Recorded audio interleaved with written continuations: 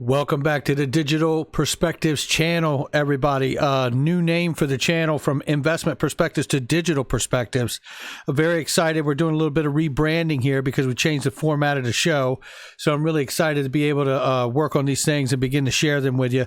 We will be getting a new overlays and new intro to go along with that. We've been working on some of that today. So stay tuned for all of those changes. Let's get right to this. Curve is a custody company, and they are making moves, and it's pretty exciting. I Trust Capital use Curve for their custody solution. I Trust Capital, as you know, I am a big fan of. Make sure you contact them if you're interested in a crypto IRA or even a gold IRA at this point. And I believe they're offering probably the best spot price for the IRA product that they have. So make sure you reach out to them. Curve continues to set standards for digital asset security, offering a keyless infrastructure. Look at the amount of companies and the size of these companies that are invested in them. Commerce Ventures, Coinbase Ventures, Digital Currency Group, among investors in Curve's keyless digital asset security infrastructure, raising $23 million in a Series A round. This is exciting. Shout out to Curve. Very excited for them. And let's keep it moving here. All right, here we go. Let's set this up. We got a lot to go through. We're going to move through this as quickly as we can. I want to set the tone here for I cannot stop thinking about XRP as a currency more than it being a commodity. Okay, so let's go ahead and lay this clip out here. This just shows what we're coming from, where we've been, what we're coming from, where we're going to. Some things you can do to fix this imbalance between staggering lowering unemployment and soaring rise in our financial capital markets. So we're trying to, what we've been trying to do is create accommodative financial conditions and supportive financial conditions so that when the economy reopens, remember we sort of deliberately closed down so that when the economy reopens. Did you hear that? So we deliberately, just conveniently, let's hear that one more time. Is it correct? They deliberately closed the economy, right? You can do to fix this imbalance between staggering lowering unemployment and soaring rise in our financial capital markets. So we're trying to, what we've been trying to do is create accommodative financial conditions and supportive financial conditions so that when the economy reopens, remember we sort of deliberately closed down so that when the economy reopens. He didn't want to stay there very long, did he? Shout out to Frank Lavelli and Joy. Frank sent me that, and that is a great little clip, and that just sets the tone for where we are financially as a country, okay? All right, I don't care how you feel politically, it really doesn't matter to me. I can tell you this much. With the pandemic and the deliberate shutdown of the world's biggest and strongest economy, we're in a hole. And it's quite a statement and certainly a sad commentary to sit here and tell you that the Fed is bloated to historical levels. And what a statement that is. Okay, let's keep this moving because what I want to do now is move to these clips that we've seen before. But again, we're setting tone here for a conversation we're having. So listen to these quick clips about Chris Larsen when he talked back in January 2020 here about how he sees XRP. Of cryptocurrencies, where do you see the future of these digital assets and maybe the role of Bitcoin and Ripple or XRP in that future? Yeah, so our view is that these digital assets really become supplemental to the existing family of currencies, right? So every country still needs its own, fiat currency. All right, so first of all, it becomes supplemental to the existing currencies. Well, in order to be supplemental to the existing currencies, it again needs to be a currency. I want to drive this home because of where we're going here. Tons of reasons that I won't get into it. Very complicated, right? And I actually think that the big four, the yen, the euro, the dollar, the RMB, they actually, I think, come stronger in this world that we're going into, partially because of digital assets. Okay. That these digital assets actually contribute to a world that's more interoperable, where more people around the globe can get access to these big four. And most of global commerce is done in the big four. So I think you have a bifurcation going on. Those big four get stronger. I think some of the smaller currencies, maybe even some more of the very small fiat currencies, become less relevant, maybe even disappear. A country could have its own fiat, but still use one of the big four. You have lots of like examples. Montenegro, right? Absolutely. But I think then where the digital assets fit in, like things like XRP and Bitcoin and Ethereum, they're kind of in that mid-range. They become, I think, like the Singapore dollar or the Swiss franc, and they become useful in, kind of lubricating the world. Lubricating the world, a global supplement to trade, which we'll hear him talk about. They become like the Swiss franc. That's a remarkable comment, and I can't get over it. Especially now, really focusing on XRP being a currency, right? Okay, Ripple drop 15. Let's start here, and let's hear most of this right here from what Chris Larsen says into, I believe, Michelle Bond at the end. The distributed ledgers as well as the interoperability layer, ILP, for example. The second part of it is digital assets. Those currencies are going to be extremely Those currencies, digital assets, those currencies, listen. important for reducing liquidity costs and sort of just greasing the wheels of how all these other things of value, dollar, yen, RMB, euro, but they need a digital asset to enable that easy translation from one thing of value to another thing of value. So we think they supplement the global economy. That's remarkable right there. I mean, they're telling us, they've been telling us, this is like September of 2019. And shout out to that previous clip to Digital Asset Investor for that clip, because that's where I found that on his channel. And also shout out to the fact that Digital Asset Investor did a lights out interview with Sonny from VeChain. And it is amazing. If you haven't seen it, make sure you go see it. Let's keep listening to this here. Key ways. That innovation that you've described from blockchain and digital assets, what kind of regulatory clarity do we need to get there? The key thing is regulatory clarity. The key thing here is regulatory clarity. He's not saying more regulation. He's saying clarity. I don't want to put words in anyone's mouth, but the first thing I'm thinking of is the key here is the clarity of knowing that XRP is a currency. Not necessarily less regulation. In fact, we would advocate that the best system is going to be one that takes into consideration consumer protection, a nice environment for innovators, that they can feel comfortable and invest in these things. Why is regulatory clarity so important? From a government standpoint, they want to know that they have an attractive regulatory regime that will attract innovation, new technological advances. That all leads to jobs, and that leads to tax revenues. From a business's standpoint, it's also very important. And that's because if a business is going to set up shop in a jurisdiction, they want to know that they will have certainty in what the rules are that they need to abide by. What kind of jurisdictions around the world can the U.S. look to as a positive example?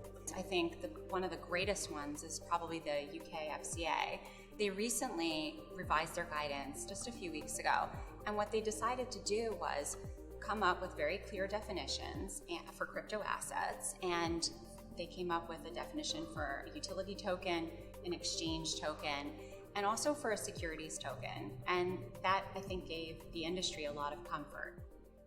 So again, the clarity, and she's talking about whether something's a utility token or not, just more clarity here. Now, here's something that we're going to get into. So just not long ago here, yesterday, I believe it was, there was some information that came out. And in fact, let's start right here. Shout out to Dodler4XRP, who posted this and had tagged me in this. And there was a ledger support tag that went out here. And honestly, I actually saw this also. Shout out to Mr. BXRP, who had sent this to me as well. Hello, unfortunately, and let's take a look at this. Hello, unfortunately, Coinbase decided to no longer, and they forgot to write no, but that's what they intended to say there, support sending XRP to R addresses, but only to X addresses instead. Now, this is interesting because when you come back to this, we go to the X address format, and X addresses is a combination, of our addresses and destination tag in one address. Okay. So this is really like, in my eyes, what I'm seeing here is not only probably a move to a probably a more compliant situation, but I think even beyond that, it's about being consumer friendly and growth of this space, right? We're all speculators in this space at this point, but I don't know anybody on a day-to-day level who's going to want to have the lengthy address tag and then a destination tag and even learn what these things are or how to use them properly. If you can offer them one simple address and they can put that in and the information goes where it needs to, the better off you are. Now, even further to that point, let's keep it going, because this is just another piece that defines, the what and the why about X and R addresses, which we just covered here. So let's keep this moving. That was $4. Thank you, $4, for sharing that about Coinbase and Ledger support. So now it is going to require you having the X addresses instead. Duly noted, there are changes happening. Well, that makes me think of PayID, the Universal Payment Identifier, an even more simplified situation of being really consumer and business friendly when it comes to getting adoption at mass to happen in the new Internet of Value. Then that takes me to this remark right here. This is back into the video that I covered of the Congressional Hearing. I played this morning. It was a great clip. If you haven't seen this video from this morning, please go watch it. But let me play this little clip here. One of the questions from Tom Cotton, it really does apply with the response from Christopher Giancarlo. So let's listen to that right now. The world's most tradable commodities, contracts, significant items of value are today priced and accounted for in U.S. dollars. Listen you also carefully. Say that tomorrow they will be rendered in digitized tradable tokens and coupled with algorithmically driven smart contracts. You also say that we must ask ourselves whether the digital commodities and contracts of the future will still be priced and accounted for in U.S. dollars if the dollar remains exclusively analog and does not itself become digitized and programmable. Could you please elaborate further why that is the case?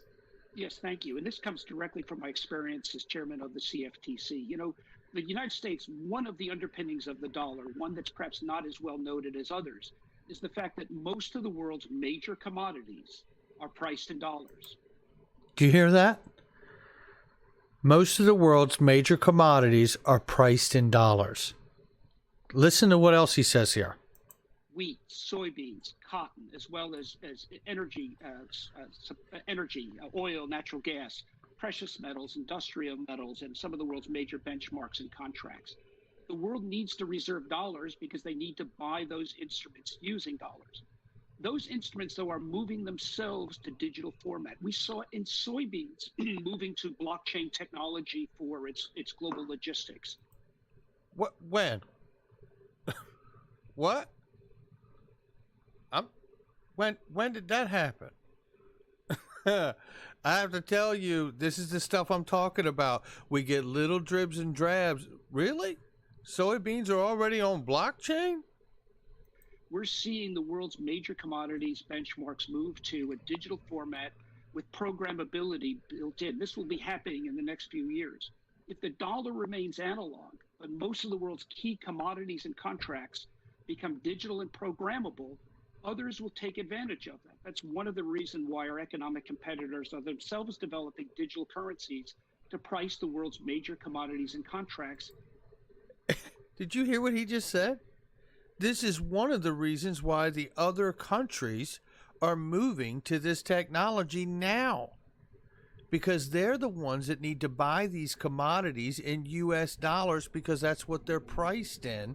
So they need to get their own central bank digital currency into the new system because it's going to be where we go, which further lays more evidence in my eyes that the belief I've had all along is that there's more going on behind the scenes with the U.S., that they're not dragging their feet and they're not turning a blind eye to this market is absolutely accurate. They're just hiding it from us. And I believe the reason they are is because he's telling you in so many words here, we're the superpower when it comes to trade in the economy.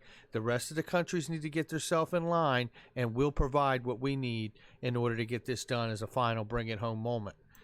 And there it is. And I really do believe that from that conversation. Now, here's another conversation that supports that notion as well. This is from Blockstars, from Ripple's podcast.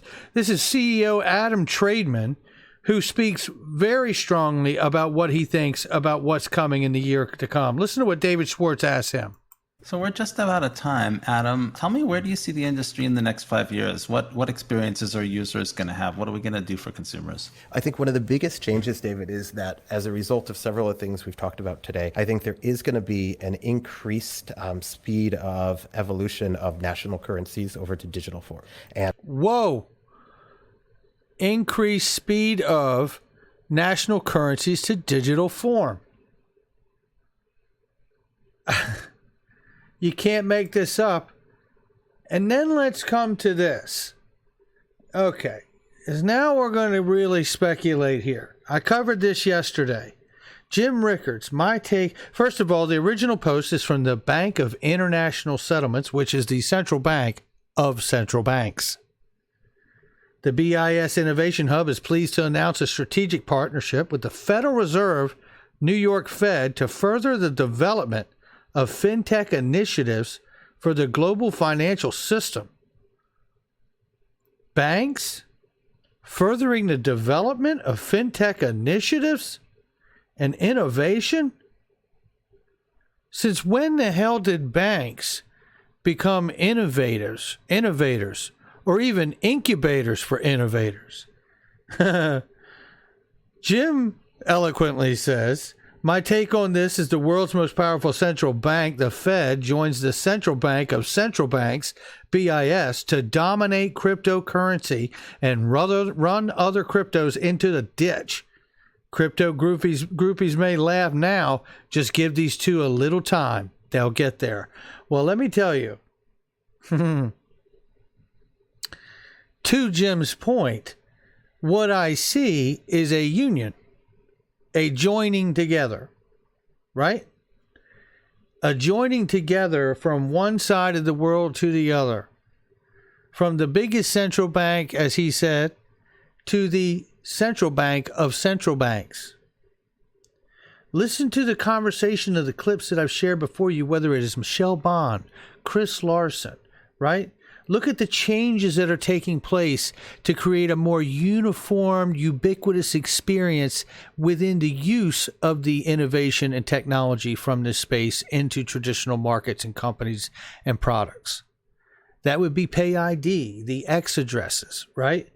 All of these things that we're seeing. I have to say, and then we come to Stephen Lynch, congressman, supports a cryptocurrency regulatory sandbox piloted by the OCC. And then we see Brian Brooks the other day release an article with the American Bankers Association or Institute and says he will be releasing a federal charter from the OCC for virtual asset service provider companies so they can apply to the federal charter instead of each individual of the 50 states. Then, remembering this is a global market now, this isn't all about the U.S., right? EU banks to take on Visa and MasterCard with new payment system. Now, there's no dead giveaways in this thing, but listen to the names in this quick article, and I'm going to read it to you. It's very quick. 16 banks from Germany, France, and 3 other Eurozone countries on Thursday said Truly European payment system was expected to be up and running in 2022 to fully digitalize a region where half of all retail payments are still in cash. European Union policymakers and central bankers have long sought a homegrown rival to take on MasterCard and Visa from the United States and more recent tech giants like Alipay and Google, but this has not happened, even though real-time payments have been possible in the Eurozone since 2017. European Central Bank on Thursday welcomed the bank's decision to launch the unified European payment system by 2022 after advocating for years an industry-driven solution to compete with the likes of MasterCard and Visa. It is aimed at strengthening Europe and making it more independent and robust. the deputy chief operating officer of the French bank BNP Paribas, which is a part of the project. We will do it collectively by pooling our resources. As for distribution systems, prices will differ from one bank to another, but the infrastructure will be pan-European. ECB has said late last year that the dependence on non-European players for 2/3 of non-cash payments created a risk that the payments market would not be fit to support the EU single market in euro. This so-called European Payments Initiative aims to become new standard of means of payment, offering a card for consumers and retailers across Europe, the statement from the 16 banks said. It will cover all types of transactions, including in-store, online, cash withdrawals, and peer-to-peer, in addition to existing international payment scheme solutions. Banks that have already signed up, including BBVA, BNP Paribas, Commerzbank, Deutsche Bank, Santander, ING, Unicredit, and Societe Generale. In coming weeks, the project will set up an interim company in Brussels with other payment services providers invited to join, the bank said. The payment system is expected to become operational during 2022. EPI's objective is to offer a digital payment solution that can be used anywhere in Europe and to supersede fragmented landscape that currently still exists, the bank statement said. The COVID-19 crisis has underlined a need for the unified European digital payment solution. During lockdowns, the use of cash has tumbled as shoppers move online or contactless forms of payment. Okay, so I wanted to show this because regardless of the 2022 deadline or target date for their new payment system, this is a global movement. Global movement. And I cannot stress it enough, and it needs to be. What I come back to is this right here. Well, this is just an itch that I just can't scratch. I just can't quite reach it. The Fed and the BIS, the biggest, most powerful central bank, and then the central bank of central banks to dominate cryptocurrency. Now, how would they do that? You know, in my estimation, I guess they do it by grabbing one or two of the currencies out of the pile and making them money. Because remember, at the end of the day, something ain't money unless everybody agrees that it's money. All right, guys, that's going to do it for me. I just wanted to lay these things out because something is afoot, and I think it's very good. And I think it's very good for the space. I don't mean to suggest otherwise. This looks like a great relationship to see that BIS Innovation Hub is pleased to announce a strategic partnership with the Federal Reserve New York Fed as they work to develop fintech initiatives for a global financial system. Make no mistake about it, before I get out of here, I believe that XRP is in that global financial system. All right, hit the like and subscribe, guys. Leave a comment below.